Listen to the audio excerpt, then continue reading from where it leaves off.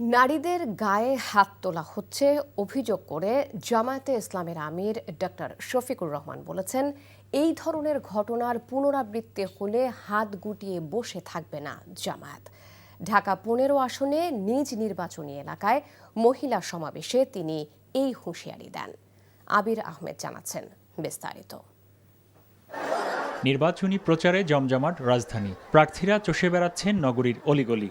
ঢাকা ১৫ আসনের উত্তর Kafrul high school এলাকায় নির্বাচনী সংযোগ করেন জামাতে ইসলামের আমির ডাক্তার শফিকুর রহমান। বলেন, বিভক্তি নয়, সবাইকে সঙ্গে নিয়ে দেশ গঠনে কাজ করবে জামাত। আমরা আলহামদুলিল্লাহ এই এলাকা নিয়ে একটা রূপকল্প আমরা তৈরি করেছি এবং সবাইকে নিয়েই আমরা সমাধান করব। আপনারা দোয়া রাখবেন। সারা বাংলাদেশকেই আমরা চাই ন্যায় এবং ইনসাফের ভিত্তিতে একটা ফরওয়ার্ড লুকিং বাংলাদেশ হিসাবে নিয়ে সামনে এগিয়ে যেতে। পিছন নিয়ে আমরা আর কামড়াকামড়ি করতে চাই না, আর জাতিকেও আমরা বিভক্ত করতে চাই না।